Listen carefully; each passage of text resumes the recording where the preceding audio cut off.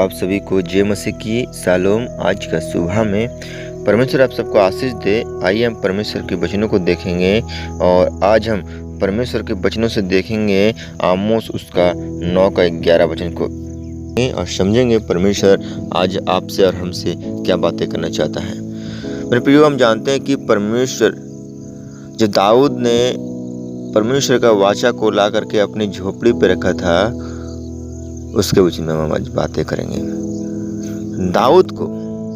दाऊद की झोपड़ी को परमेश्वर को क्यों पसंद था, क्यों परमेश्वर उस झोपड़ी को फिर से बनाने की बातें कही थी, आज हम जानेंगे इसके विषय में। छोटा सा संदेश है, परमेश्वर आप सबको आशीष देगा। इस वचन को आप ध्यानपूर्वक सुने। जब हम आमोस उसका 9 का 11 वचन को पढ़ेंगे तो वहाँ पर लिखा है, परमेश्वर ने कहा, मैं दाऊद की गिरी हुई झोपड़ी को मैं फिर से खड़ा करूँगा और उसके बाड़े के नाकों को सुधारूँगा और उसके खंडरों को फिर से बनाऊँगा और जैसा वो प्राचीन काल से था वैसे ही उसको बना दूँगा। यहाँ पर परमेश्वर बोल रहा है इस बात को कि दाऊद की झोपड़ी को मैं बनाऊंगा, दाऊद का गिरा हुआ खंडर को मैं फिर से खड़ा करूंगा। दोस्तों, बड़े बड़े राजमहल और आराधनालयों और को छोड़कर इतने वर्षों के बाद दाऊद की साधारण सी झोपड़ी को क्यों स्मरण आई परमेश्वर को? क्यों प्रभु यीशु झोपड़ी को फिर से सुधारने की मनसा रखता है? ये वही झोपड़ी है जहां दाऊद ने प्रभु का संदूक को वापस लाया और रखा था। उस स्थान की खूबी यह थी कि वहां बिना रुके लगातार परमेश्वर की आराधना, स्तुति, प्रशंसा होती थी। राजा दाऊद ने हेमा और यहूद जैसे विशेष आराधनाओं को चुन करके वहाँ साज-गाज के साथ सारे वाद्य यंत्रों को दे करके उस झोपड़ी में आराधना करने के लिए नियुक्त कर दिया था। जब पहला इतिहास उसका अब 16 का 36 वचन को पढ़ोगे तो वहाँ पर हम देख सकते हो कि दाऊद ने अपने 2 भाइयों को वहाँ पर परमेश्वर की आराधना करने के लिए रखा। हमेशा 24 घंटा लगातार बिना रुके परमेश्वर की आराधना वहाँ पर होता था, उस झोपड़ी में हुआ करता था जहाँ पर परमेश्वर का वाचा को दाऊद ने रखा था, ताकि बार बार से आराधना हो सके, ताकि बारी बारी से आराधना हो सके और आराधना किसी भी रीति से रुकने ना पाए।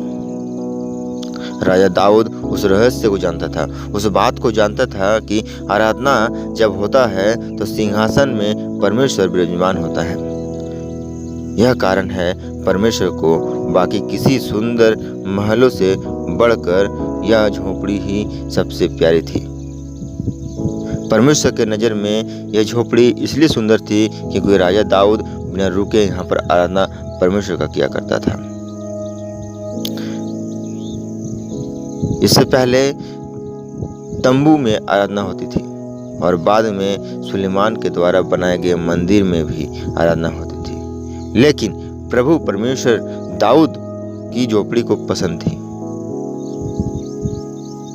परंतु आज वो झोपड़ी खंडर बन चुकी है, उसकी दीवारों पर दरारें आ चुकी हैं। परमेश्वर पिता की निगाहें अपने प्रेम करने वालों को ढूंढ रही है। वो आपके अंदर, हमारे अंदर उस दाऊद की झोपड़ी को तलाश रहा है। क्या तुम नहीं जानते कि तुम परमेश्वर का मंदिर हो? आओ उस झोपड़ी को खंडी करने में खुद की मदद करें। आओ फिर से अपने घर की वेदी को खड़ा करें। आओ अपने खंडर नुमा झोपड़ी को फिर से आबाद करें। मेरे प्रिय भाई और बहनों, आप भी और हम भी परमेश्वर का वो झोपड़ी है जो परमेश्वर पसंद करता है, क्योंकि परमेश्वर का आत्मा हमारे अंदर वास करता है और हम भी वो झोपड़ी है दाऊद के झोपड़ियों के समान, क्योंकि परमेश्वर ने हमें और आपको एक मंदिर का रूप दिया है। हमें और आपको परमेश्वर प्रेम करता है। हमें और आपको परमेश्वर चाहता है कि हम भी परमेश्वर की आराधना लगातार करें, हमें परमेश्वर की स्तुति लगातार करें। परमेश्वर ने हमें मंदिर का शब्द क्यों दिया?